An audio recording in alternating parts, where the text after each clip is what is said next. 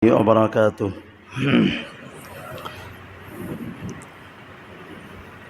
إن الحمد لله نحمده ونستعينه ونستغفره ونعوذ بالله من شرور أنفسنا وسيئات أعمالنا.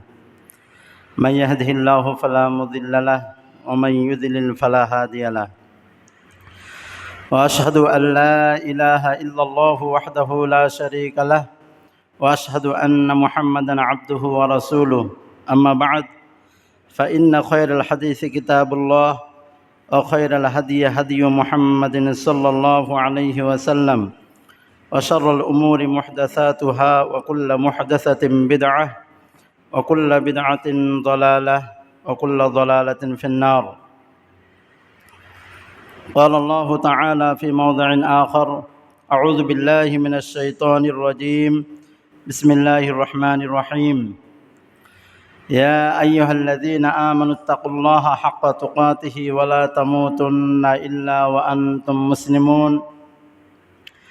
يا أيها الناس اتقوا ربكم الذي خلقكم من نفس واحدة وخلق منها زوجها وبث منهما رجالا كثيرا ونساء واتقوا الله الذي تساءلون به والأرحام إن الله كان عليكم رقيبا.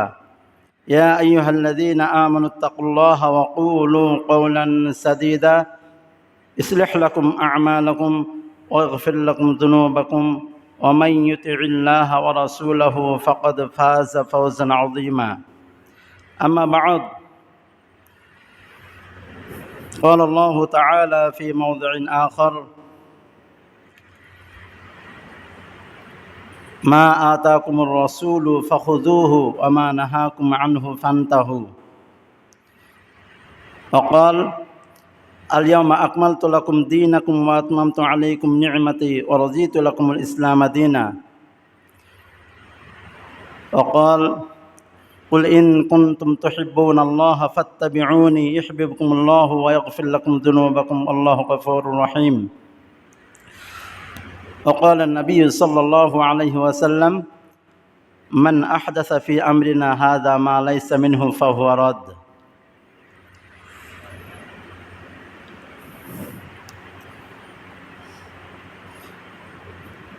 সমস্ত প্রশংসা সমস্ত গুণগান শ্রী রব্বুল আলামিনের জন্যে, যিনার বিশেষ দয়ায় আমরা দিনের কিছু কথা বলার এবং শোনার উদ্দেশ্যে মাগরিব সালাতের পরে কিছুক্ষণ বসার তৌফিক পেয়েছি। এই তৌফিক সবারই ভাগ্যতে জুটে না।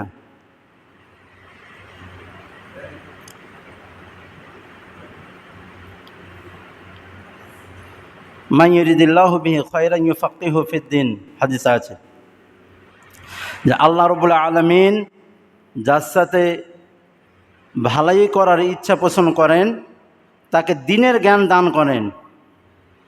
এখানে যে আমরা বুঝতে পেরেছি তো নিজেকে সৌভাগ্যবান মনে করব। আল্লাহ রাব্বুল আলামিন আমাদেরকে ভালোবাসেন বলে বসার তৌফিক দান করেছেন। তাই আমরা আল্লাহ রাব্বুল আলামিনের শুকরিয়া আদায় করি। আমরা সকলে বলি আলহামদুলিল্লাহ। তিনার সংক্ষিপ্ত প্রশংসার পর দরুদ ও সালাম বর্ষিত হোক ওই নবীর ওপরে যে নবী যতদিন পৃথিবীতে বেঁচে ছিলেন ততদিন উম্মতের জন্য ভেবে গেছেন, নিজের জন্য ভাবেননি। আর কিয়ামতের দিনেও উম্মতের জন্য ভাববেন। সে নবীর ওপরে শত কোটি দরুদ ও সালাম বর্ষিত হোক। আমরা সকলে বলি আল্লাহুম্মা সাল্লি আলাইহি আল্লাহুম্মা বারিক আলাইহি।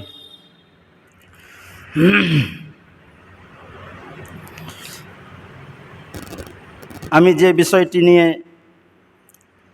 আপনাদের সামনে কিছু কথা বলবো বলে মন স্থির করেছি,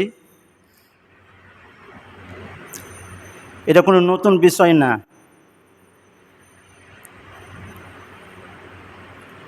খুব আমরা এই বিষয়ে আলোচনা শুনেছি, মসজিদে শুনেছি, মাদ্রাসায় শুনেছি, জালসায় শুনেছি। যতই আলোচনা হোক না কেন বিষয়টা কিন্তু জটিল বিষয়। এটা এমন একটা বিষয়, এ বিষয় যদি আমাদের মধ্যে থেকে যায় তাহলে আমাদের জান্নাত যাওয়া কিন্তু দুষ্কর হয়ে যাবে। আল্লাহ রাব্বুল আলামিন কোরআন মাজিদের মধ্যে বলছেন, আলিমা আকমালতু লাকুম দীনাকুম ওয়া আতমামতু আলাইকুম নি'মাতি। আজকে আমি দিন ইসলামকে পূর্ণ করে দিলাম, কমপ্লিট করে দিলাম। কমপ্লিট কথার মানে হচ্ছে যে বাইরে থেকে কোনো জিনিস তার মধ্যে ঢুকানো যাবে না, আর ওর মধ্য থেকে কোনো জিনিস বের করা যাবে না। এই জিনিসকে বলে কমপ্লিট, সম্পূর্ণ। এই দেওয়াল থেকে যদি একটা ইট বের করে নেওয়া হয় তাহলে কিন্তু আর এর নাম কমপ্লিট থাকবে না, তখন এর নাম হবে ইনকমপ্লিট, অসম্পূর্ণ। তো দিন শরীয়তকে আল্লাহ রাব্বুল আলামিন পূর্ণ করে দিয়েছেন। অন্য আয়াতে আল্লাহ রাব্বুল আলামিন বলছেন, মা আতাকুমুর রাসূলু ফাখুযুহু ওয়া মা নাহাকুম আনহু ফান্তাহু। যে সমস্ত জিনিস রসুল তোমাদেরকে দেয় সে সমস্ত জিনিস তোমরা গ্রহণ করো, আর যে সমস্ত জিনিস থেকে নিষেধ করে সে সমস্ত জিনিস থেকে তোমরা থেমে যাও, স্টপ করো নিজের জায়গাতে। আর দিন কিন্তু কমপ্লিট হয়েছে আমাদের নবীর মাধ্যমে। ওই জন্য নবী সাহেবের প্রত্যেকটা কথা, প্রত্যেকটা কাজ, তার মনসম্মতি সব হাদিস। আমরা বুঝতে পারলাম যে দিন কমপ্লিট হয়ে গেছে, আর রসুল সাল্লাল্লাহু আলাইহি সাল্লাম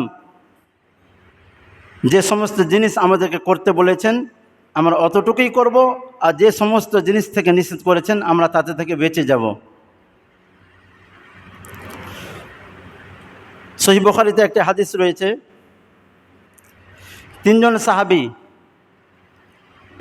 আল্লাহ নবীর বাড়ি এলেন, তিনার দৈনন্দিন জীবনের যে আমল, সে আমল জানার জন্য। তিনজন সাহাবীর মধ্যে একজন নবী সাহেবের বাড়ি এলেন, কিন্তু নবী সাহেব সেই দিন বাড়িতে ছিলেন না। তখন আম্মাজান আয়েশা রাদিয়াল্লাহু তাআলা আনহাকে জিজ্ঞাসা করলেন যে 24 ঘন্টার মধ্যে আল্লাহর নবী কি কি আমল করেন, ওই আমলগুলো আমরা জানতে চাই। তো তিনজন ব্যক্তির মধ্যে তারা যে আমলের কথা শুনলো, সে আমল তাদেরকে খুব কম মনে হলো, বেশি মনে হলো না। আর তারা বলল যে আল্লাহর নবীর আগের এবং পরের সমস্ত গুনাহ মাফ করা হয়েছে, যার কারণে ওনাকে বেশি আমল করার কোনো প্রয়োজন নেই। তো ওই তিনজন ব্যক্তির মধ্যে একজন বলল যে আমি রাতকে রাত নামাজ পড়ব, আর ঘুমাবো না, ঘুমকে আমি তালাক দিয়ে দিব, রাতকে রাত নামাজ পড়ব। আর একজন ব্যক্তি বলল যে আমি যতদিন বাঁচব ততদিন সিয়াম পালন করব, রোজা রাখবো, বিনা রোজায় থাকবো না। আর একজন ব্যক্তি বলল যে আমি বিয়ে শাদী করব না, বিয়ে শাদী করব ঝামেলা হবে, ইনকাম করতে হবে, ছেলেপিলা হবে, ইবাদতে ব্যাঘাত ঘটবে, যার কারণে আমি বিয়ে শাদী করব না। এই তিনজন সাহাবী তিন ধরনের কথা বলে চলে গেলেন। আল্লাহর নবী যখন বাড়ি এলেন তখন আম্মাজান আয়েশা রাদিয়াল্লাহু তাআলা আনহা এই তিনজন সাহাবীর কথাকে বর্ণনা করলেন যে তিনজন সাহাবী আসার পরে এই কথা বলে গেছে। আল্লাহর নবী কথা শোনার পরে রাগান্বিত হলেন, আর উনি রাগান্বিত হলে ওনার চেহারা লাল হয়ে যেত, হাদিসে আছে। আর চেহারা লাল হবে না কেন? আল্লাহ নবীকে আল্লাহ রাব্বুল আলামিন এত সুন্দর করেছিলেন যার বলার শেষ নাই, সব দিক দিয়ে সুন্দর করেছিলেন। উনি তখন সাহাবাদেরকে জমায়েত করলেন, তারপরে ছোট্ট একটা ওয়াজ নসিহত করলেন, আর একথা বললেন যে তোমরা এই কথা বলেছ, তোমাদের মধ্যে কেউ এই কথা বলেছে, তো তোমরা সাবধান হয়ে যাও। আমার চাইতে যে আগে বাড়ার চেষ্টা করবে তার কিন্তু বিপদ আছে, আমাকে যে ওভারটেক করবে তার কিন্তু বিপদ আছে।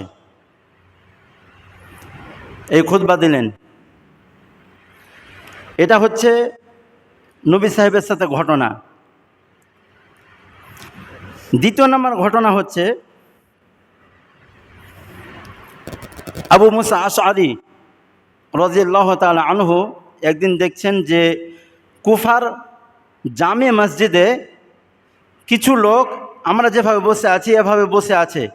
তখন একজন ব্যক্তি বলছে যে 100 বার সুবহানাল্লাহ বলো, তখন সবাই সুবহানাল্লাহ বলছে। 100 বার আলহামদুলিল্লাহ বলো, আলহামদুলিল্লাহ বলছে।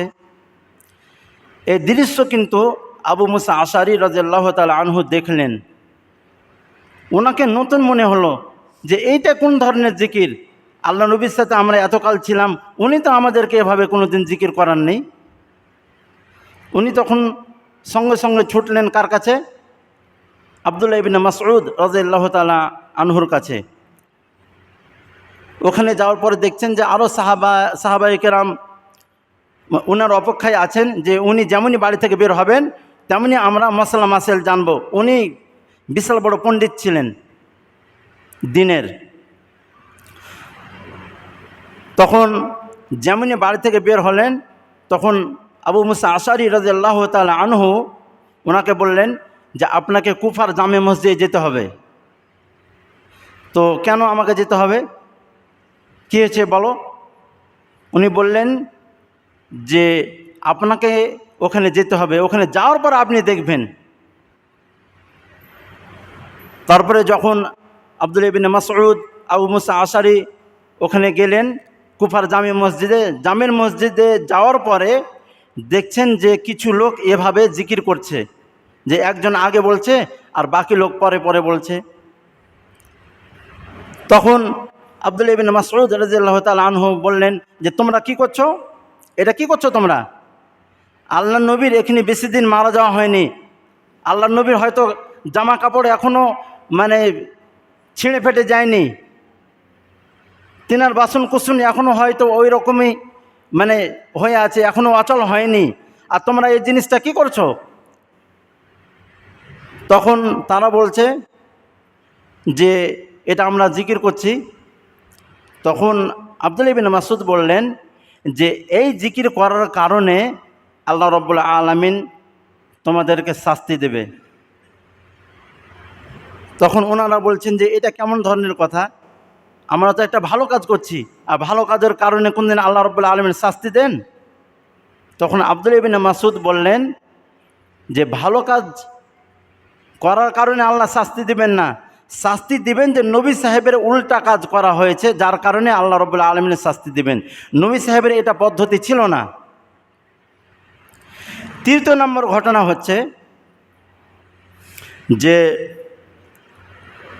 ইমাম মালিক রহমতুল্লাহ আলাই ওনাকে একজন ব্যক্তি জিজ্ঞাসা করছে যে আমি উমরা কিংবা হজ করতে চাই। মদিনাতে জিজ্ঞাসা করছে যে আমি উমরা কিংবা হজ কিছু একটা করতে চাই, কিন্তু আমি ইহরাম বাঁধতে চাই মসজিদে নববী থেকে আমি ইহরাম বাঁধতে চাই। আর মদিনাবাসীকে ইহরাম বাঁধতে হবে সম্ভবত জুলহুলাইফা থেকে। আর উনি বলছেন যে আমি মসজিদে নববী থেকে ইহরাম বাঁধতে চাই। তখন ইমাম মালিক রহমতুল্লাহ আলাইহি বললেন যে তুমি এমন বড় ফিতনা সৃষ্টি করেছো, সবচাইতে বড় ফিতনা হচ্ছে এটাই। কেন এটা বড় ফিতনা? এটা বড় ফিতনা হওয়ার কারণ হচ্ছে যে তুমি এমনই একটা ভালোই কাজ করতে চাইছো, এমন একটা গুরুত্বপূর্ণ কাজ করতে চাইছো যে কাজটা আল্লাহ নবী নিজে করেননি। এটা যদি এত ভালো কাজই হতো তাহলে আল্লাহ নবী করেননি কেন?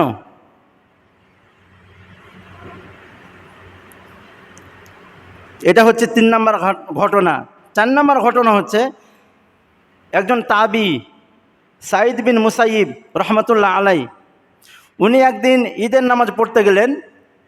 ঈদের নামাজ পড়তে গিয়ে দেখছেন যে একজন ব্যক্তি ঈদের সালাত শুরু হওয়ার পূর্বে 2 রাকাত সালাত আদায় করছে।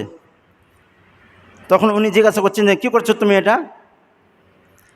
তো বলছে যে আমি সালাত আদায় করলাম 2 রাকাত। তো আল্লাহ রাব্বুল আলামিন তোমাকে এই সালাতের কারণে শাস্তি দেবে। উনিও এই কথা বললেন যে নামাজ পড়ার কারণে কোনদিন আল্লাহ রাব্বুল আলামিনের শাস্তি দেন? তখন সাঈদ বিন মুসাইব রহমতুল্লাহ আলাই বললেন যে নামাজ পড়ার কারণে আল্লাহ শাস্তি দেবেন না, কিন্তু নবী সাহেবের পদ্ধতির উল্টো হওয়ার কারণে আল্লাহ রাব্বুল আলামিনের শাস্তি দেবেন। এই যে আমরা পরপর 4টি ঘটনা শুনলাম। প্রথমে কি ঘটনা শুনলাম? একজন ব্যক্তি বলেছিল যে আমি সালাত আদায় করব, রাতকে রাত সালাত আদায় করব, ঘুমাবো না। উদ্দেশ্য কিন্তু ভালো ছিল, উদ্দেশ্য ভালো ছিল। আর কি করব বলেছিল? সালাত আদায় করব। আল্লাহ রাব্বুল আলামিনকে খুশি করার 1 নম্বর মাধ্যম হচ্ছে সালাত আদায় করা। একটা মানুষের মধ্যে যদি 99টা ভালো গুণ থাকে আর একটাই যদি খারাপ গুণ থাকে যে সে সালাত আদায় করে না, তাহলে ওই মানুষের কোনো মূল্য নাই, ও জাহান্নামে যাবেই। সালাত এমন একটা গুরুত্বপূর্ণ জিনিস। আর কোনো মানুষের মধ্যে যদি 99টা খারাপ কাজ থাকে আর একটা যদি ভালো গুণ থাকে, মানে সে যদি নামাজি হয়, তাহলে কমসে কম এটা আশা করা যায় যে ওই নামাজের কারণে আল্লাহ রাব্বুল আলামিন তাকে জান্নাত দিতে পারে। এই হচ্ছে সালাত। আর তারপরে কি বলেছিল? পুরো রাতকে রাত নামাজ পড়বো। রাতের নামাজের তো ফজিলত আরও আল্লাহ রাব্বুল আলামিন বর্ণনা করেছেন। রাতের নামাজ হচ্ছে তাহাজ্জুদের নামাজ। এই নামাজের তো আরও গুরুত্ব রয়েছে। তবু আল্লাহ নবী রাগান্বিত হলেন। দ্বিতীয়জন ব্যক্তি কি বলেছিল? যে আমি সিয়াম পালন করব, যতদিন বাঁচব আমি সিয়াম পালন করব, রোজা রাখব। উদ্দেশ্য কিন্তু ভালোই ছিল। রোজা রাখা কাকে বলে জানেন? পৃথিবীর মধ্যে যতগুলো নেকি কাজ আছে, পৃথিবীর মধ্যে যতগুলো নেকির কাজ আছে, প্রত্যেকটা নেকির কত ওর সংখ্যা আল্লাহ রাব্বুল আলামিন ফেরেশতাদেরকে বলে দিয়েছেন, এ কাজের এত নেকি, এ কাজের এত নেকি। কিন্তু 3টি এমন আমল আছে যার নেকি লেখার দায়িত্ব আল্লাহ রাব্বুল আলামিন ফেরেশতাদেরকে দেননি। তার মধ্যে একটি হচ্ছে সিয়াম। তার মধ্যে একটি হচ্ছে সিয়াম পালন করা।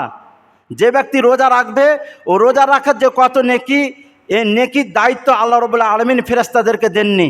উনি নিজের কাছে রেখেছেন, আমার যত মন হবে আমি তত নেকি দিব। একটি হচ্ছে রোজা রাখা। উদ্দেশ্য কিন্তু ভালোই ছিল যে আমি সিয়াম পালন করব। তৃতীয়জন ব্যক্তি বলেছিল কি, আমি বিয়ে শাদী করব না, ঝামেলায় যাব না। এটাও নিষেধ আছে হাদিসে। ওলি জাওজিকা হাক্কুন ওলি আইনিকা হাক্কুন, হাদিসে আছে তোমার চোখেরও হক আছে। কিভাবে তুমি বলতে পারো যে আমি রাতকে রাত নামাজ পড়ব? তোমার চোখের হক নাই, তোমাকে ঘুম পাড়তে হবে না। তোমার স্ত্রী আছে, স্ত্রীর কাছে সময় দিতে হবে। আল্লাহর নবী সাল্লাল্লাহু আলাইহি সাল্লাম বলছেন যে আমি নামাজও পড়ি রাত্রে আর ঘুমাইও, আমি রোজাও রাখি, বিনা রোজা তো থাকি। আমি সব দিন রোজা রাখি না, সব দিন আমি সিয়াম পালন করি না। অতএব আমাকে যে ওভারটেক করার চেষ্টা করবে তার কিন্তু সামনে বিপদ আছে, তার কিন্তু সামনে বিপদ আছে।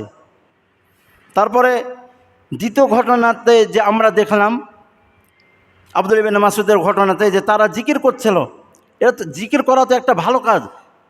আল্লাহ রাব্বুল আলামিন বলছেন, ফাজকুরুনি আযকুরকুম, তোমরা আমাকে স্মরণ করো, আমি তোমাদেরকে স্মরণ করব।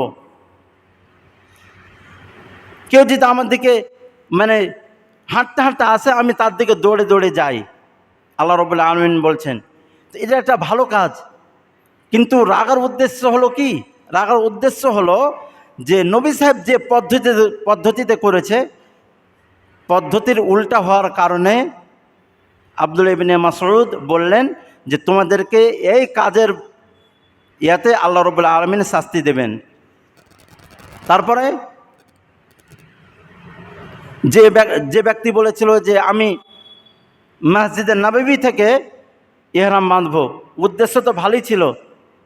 মসজিদ নববী থেকে যে মসজিদে নামাজ পড়লে, এক ওয়াক্তের নামাজ পড়লে 1000 গুণ নেকি পাওয়া যায়। মসজিদ নববীতে 1000 গুণ বেশি নেকি পাওয়া যায়